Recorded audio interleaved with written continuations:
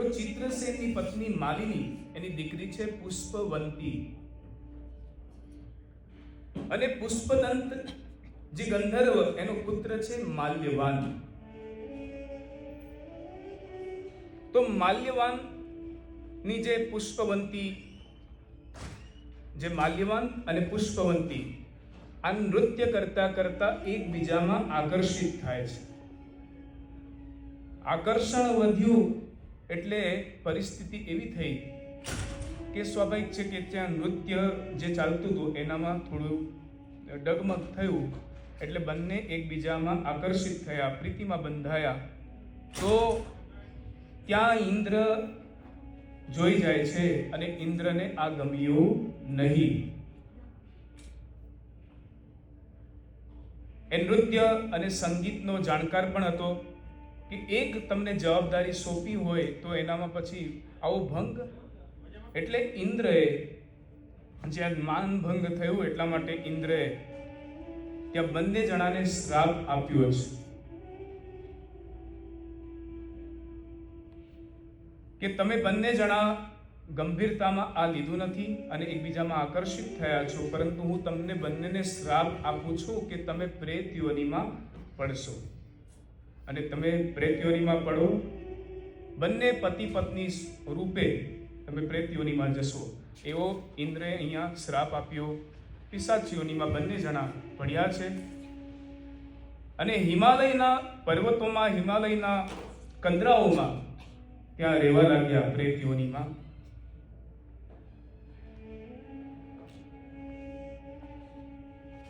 અને ત્યાં જ નિવાસ કરે છે.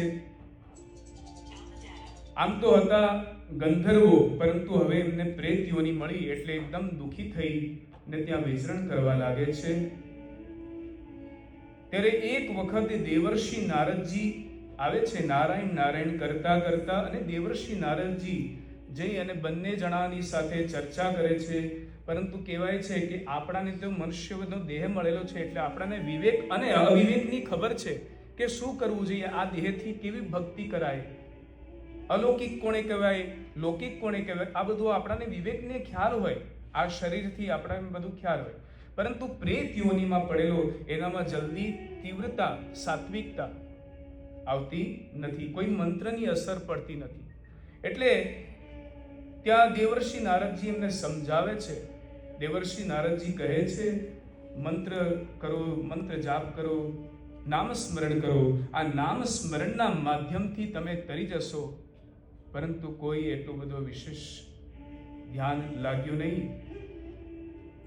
સમય જાય છે અને સમય જતા બંને પુષ્પવાન અને પુષ્પદંતી ત્યાં નિવાસ કરવા લાગ્યા અને સમય વ્યતીત થવા લાગ્યો.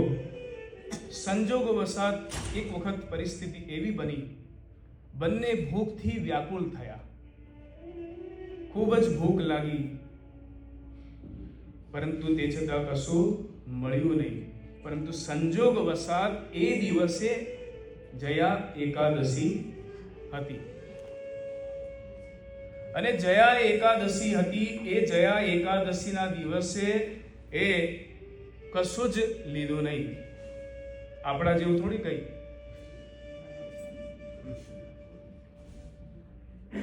જયા એકાદશીના દિવસે ફલાર જે કશું મળ્યું નહીં, પરંતુ એકદમ નિરાહાર રહી અને રહ્યા. તો એમને જયા એકાદશીનું પુણ્ય મળી ગયું. એના પુણ્યના પ્રભાવથી ભગવાન વિષ્ણુની શક્તિ એમનામાં વધવા લાગી. ભગવાન શ્રી વિષ્ણુની શક્તિ એનામાં દિવ્યતા આવી, અને પરિણામ એ આવ્યું કે પ્રેત યોનિમાં એ પડ્યા હતા બંને જણા, એ પ્રેત યોનિમાંથી મુક્ત થઈ અને દિવ્ય શરીર ફરી મળ્યું અને ઇન્દ્રની સભામાં આવે છે. અને ઇન્દ્ર ઇન્દ્ર આશ્ચર્યચકિત થઈ ગયો કે તમને તમારું કલ્યાણ કેવી રીતે થઈ ગયું, તમને આ શરીર પાછું પ્રેત યોનિમાંથી મુક્ત કેવી રીતે થયા. પરંતુ ભગવાન વિષ્ણુ ભગવાનની શક્તિના કારણે એને જે દિવ્યતા મળી, જેથી ઇન્દ્રએ આ તો ભગવાનના ભક્ત થઈ ગયા, એટલે ઇન્દ્રએ પહેલા જેવો વ્યવહાર નથી કર્યો, પરંતુ ઇન્દ્ર હવે એમને રિસ્પેક્ટ આપવા લાગ્યો છે. ઇન્દ્ર એમને વ્યવસ્થિત રીતે એમની જોડે બોલવા લાગ્યો, કારણ કે સૂક્તિ પણ કહે છે કે જેને ભગવાન રાખે ને,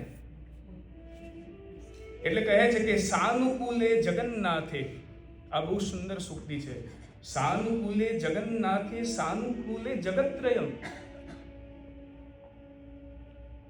જેને ઈશ્વર અનુકૂળ હોય તેને ત્રણેય જગત અનુકૂળ બની જાય છે. એના માટે તો હે ને, જેના માટે ઈશ્વર અનુકૂળ હોય, પણ એના વિરુદ્ધમાં જોઈએ, પરંતુ ઈશ્વર જેને પ્રતિકૂળ હોય તેના માટે તો કોઈ પણ અનુકૂળ બનતું નથી.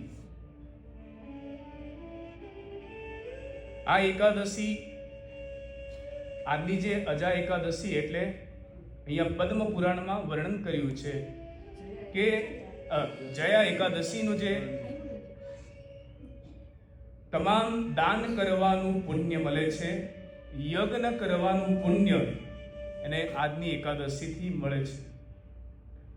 એની પછી પદ્મ પુરાણમાં ફલશ્રુતિ બતાવી છે કે વાંચવાથી, એનું રહસ્ય સાંભળવાથી, આજની જે આ કથા આપણે સાંભળીએ છીએ, વાંચન કરવાથી, શ્રવણ કરવાથી એને અગ્નિષ્ટોમ યજ્ઞનું ફળ મળે છે.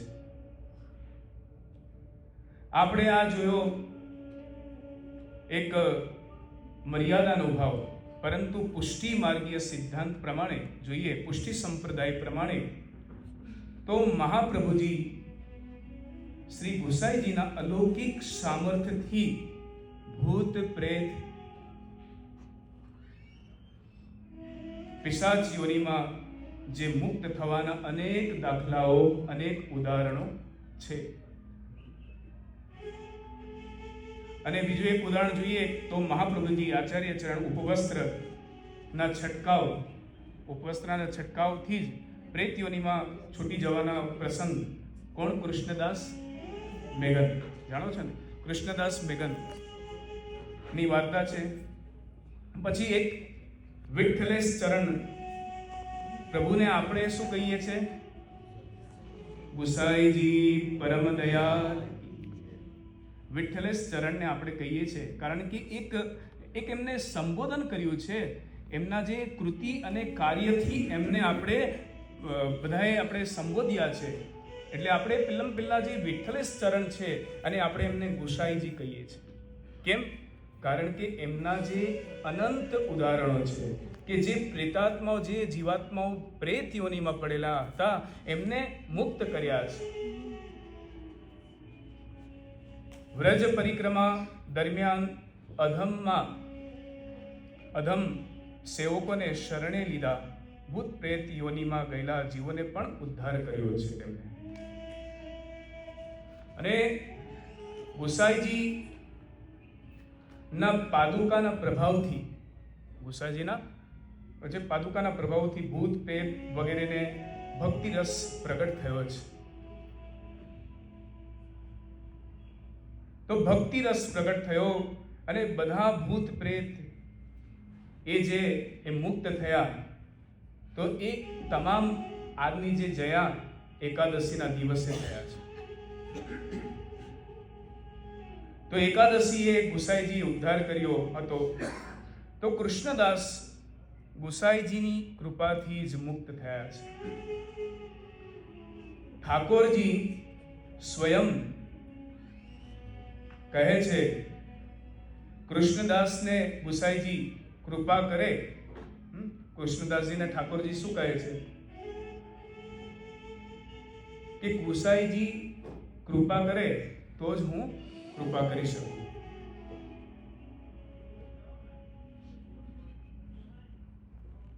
તો મહાપ્રભુજી નું એક નામ શું છે? ઉગ્ર પ્રતાપાય નમઃ. મહાપ્રભુજી એક નામ શું છે? તમે જોજો, ઉગ્ર પ્રતાપાય નમઃ. કેમ?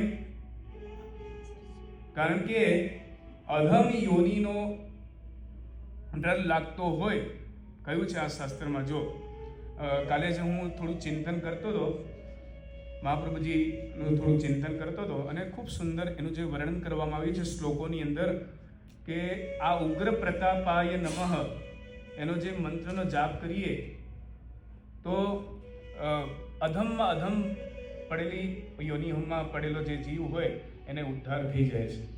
એને 108 મંત્રનો જાપ કરવાથી ઉગ્ર પ્રતાપાય. કોઈને આંતરિક શક્તિ એની નિર્બળ થઈ ગઈ હોય, આંતરિક શક્તિ કંઈ કામ ન કરતી હોય. પુષ્ટિ સંપ્રદાયમાં પણ આપણા એવા વૈશિષ્ટતા છે ઘણી બધી કે આપણે આપણો રસ્તો આપણે શોધી શકીએ છીએ. તો મહાપ્રભુજીનું એક નામ છે ઉગ્ર પ્રતાપાય નમઃ. જે ને પણ કોઈને ભય લાગતો હોય તો એ પણ નિર્ભય થાય છે આ મંત્રનો જાપ કરવાથી. મહાપ્રભુજી ને બીજું શું કહેવાતું? ત્રિકાલદર્શી. કેમ ત્રિકાલદર્શી એટલે શું? ત્રણેય કાળનું એમનામાં જ્ઞાન હતું અને 3 ટાઈમ સંધ્યા કરતા હતા. આજના સમયમાં તમે જો બ્રાહ્મણો સમય ન મળે એટલે 1 ટાઈમ સંધ્યા વાત કરીએ કે ઈચ્છા બહુ થાય કે 3 કાલ સંધ્યા કરીએ, પરંતુ સમય અને આ જે સમયમાં રહેતા હોય એટલે 3 ટાઈમની સંધ્યા તો ના થાય, પરંતુ 1 ટાઈમની સંધ્યા થાય. તો એક સરસ ઉદાહરણ પણ છે કે એક વખત જે મહાપ્રભુજીનું જે ઉદાહરણ આપ્યું છે, મહાપ્રભુજી 3 કાલના જ્ઞાતા હતા, 3 કાલ સંધ્યા કરતા હતા. એક વખત એક રાજાને કોઢ થયો અને ઘણા બધા બ્રાહ્મણોને બોલાવવામાં આવ્યા અને કહ્યું કે આ રાજાને કોઢમાંથી દૂર કરો. એટલે બધાએ ત્યાં કહ્યું કે એક કામ કરો, સુવર્ણનું દાન કરો. આ રાજાના જેટલા પણ પાપ છે એ પાપને અંદર પધરાવો. સોનાની અંદર, સોનાના અંદર પાપને પધરાવો અને પછી એને દાન કરો બ્રાહ્મણોને. એટલે ત્યાં બહુ બધા બ્રાહ્મણોને આમંત્રિત કર્યા છે. એટલે પછી ત્યાં બધા જે બ્રાહ્મણને વારાફરતી કહેવામાં આવે કે ચલો આ રાજાને કોઢ થયો છે અને કોઢમાંથી મુક્ત કરો, એટલે તમે એમનું દાન લો. પરંતુ ત્યાં એવું થાય છે કે એ જે રાજાના કોઢ દૂર કરવા માટે, એનું દુઃખને દૂર કરવા માટે ત્યાં એક સોનાનું પૂતળું બનાવવામાં આવ્યું છે, સુવર્ણનું પૂતળું. અને કહેવામાં આવ્યું બ્રાહ્મણો કે ચલો બ્રાહ્મણો આનામાં તમારા રાજાનું જે પાપ પણ પધરાયેલું છે. પરંતુ બને છે ત્યાં શું સ્થિતિ કે જે પૂતળું છે એ પૂતળાની 1 આંગળી ઊંચી થઈ જાય છે. પૂતળાની 1 આંગળી ઊંચી થાય એટલે પેલા બ્રાહ્મણ દેવતા આવે, બ્રાહ્મણ કહે કે દાન લેવા તો તૈયાર છું, પરંતુ અહીંયા 1 આંગળી ઊંચી થાય છે. એટલે લગભગ આના બહુ બધા પાપ કેવી રીતે ગ્રહણ કરીશ? દાન તો લઉં, પરંતુ એનું પાપ કેવી રીતે પચાવું? આ રાજાનું પાપ કેવી રીતે પચાવું? એટલે એક બ્રાહ્મણ જાય છે, બીજા બ્રાહ્મણ આવ્યા અને બીજા બ્રાહ્મણે પણ જોયું આ તો આ રાજાના બહુ બધા પાપ છે, દાન તો લઈએ પરંતુ એનું પાપ, કારણ કે અહીંયા 1 આંગળી ઊંચી થઈ જાય છે. પૂતળાનું રહસ્ય કોઈ સમજી શકતું નથી. એટલામાં મહાપ્રભુજી આચાર્ય ચરણ ત્યાં પધારે છે. રાજાનું દુઃખ છે ને, રાજાનું દુઃખ દૂર કરવા માટે આચાર્ય ચરણ મહાપ્રભુજી ત્યાં પધાર્યા. તો મહાપ્રભુજી જેવા ત્યાં પધારે છે અને પૂતળાની ફરી ત્યાં 1 આંગળી ઊંચી થાય છે, ત્યારે મહાપ્રભુજીએ 3 આંગળી ઊંચી કરી.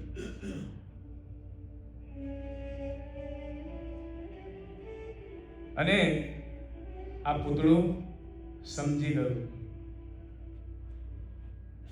એટલે ત્યાં વળી પછી આદેશ કરવામાં આવ્યો, ચલો હવે આ પૂતળાને તોડી દો.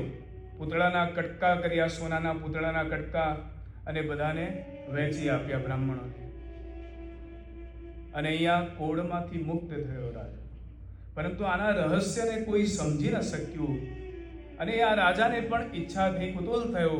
આચાર્યચરણ મહાપ્રભુજીના દંડવત કરે છે, પ્રણામ કરે છે અને પૂછે છે, હે આચાર્ય, હે મહાપ્રભુ, હે ગુરુવર્ય, આનું રહસ્ય શું? તો કહ્યું કે પૂતળો એક આંગળી ઊંચું કરતી હતી. આ પૂતળું હતું, એક આંગળી ઊંચું કરે. એનું મતલબ શું હતું? એ પૂછે, એક ટાઈમ સંધ્યા કરો છો? એક ટાઈમ સંધ્યા કરો છો? એટલે કોઈ જવાબ ન આપી શક્યું. જો અમારામાં એવું કહેવાય છે કે સરસ્વતી કંઠ પર બિરાજે, પરંતુ એ ક્યારે? યોગ્ય શાંતા સંત સુશીલાસ્ત સર્વભૂતૈર્પ્રોધમ કર્તુમ ન જાનાતિ એતદ બ્રાહ્મણ લક્ષણમ. બ્રાહ્મણનું જે લક્ષણ છે, પરંતુ બ્રાહ્મણની અંદર સૌમ્યતા, એની જે વિદ્યા સ્થિર કેવી રીતે થાય કે સંધ્યા ગાયત્રી અગર જો કરે તો એનામાં સ્થિત પ્રજ્ઞતા આવે, એની વિદ્વત્તા, એની જે વિદ્વત્તા એની પાસે ટકે છે, એટલે સંધ્યાના બળથી.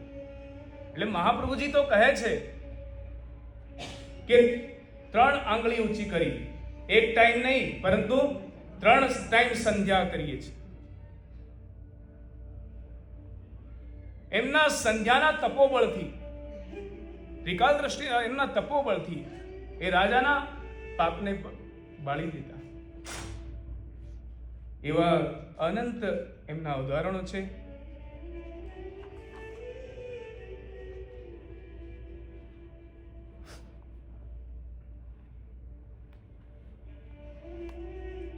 તેથી જેઓ હવે આપણે જોઈએ કે અહીંયા મહાપ્રભુજીની એટલા માટે આ નામ છે ઉગ્ર પ્રતાપાય નમઃ. એટલે મહાપ્રભુજીને જ્યારે પણ આપણને અંદરથી કષ્ટ થાય, આપણું મન વિચલિત થતું હોય, આપણને અશાંત લાગતું હોય, ત્યારે આ મંત્રનો જાપ કરો. દેખો કેટલાક એવા મંત્રો છે, બીજા મંત્રો માટે તો કંઈક એની પરિપાલન કરવું પડે, પરંતુ આ મંત્રમાં કોઈ નહીં. ગમે જ્યારે ઉગ્ર પ્રતાપાય નમઃ, ઉગ્ર પ્રતાપાય નમઃ, ઉગ્ર પ્રતાપાય નમઃ.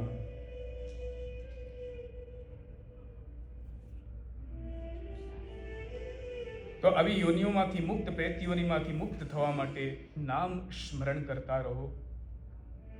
જેઓએ બ્રહ્મ સંબંધની દીક્ષા દ્વારા સિદ્ધ થયા, શ્રી વલ્લભ વિઠ્ઠલનું શરણ, નિત્ય સેવા, જીવોનો દેહ છૂટ્યા પછી પ્રભુની ભક્તિ સેવામાં જ પ્રાપ્ત થાય છે.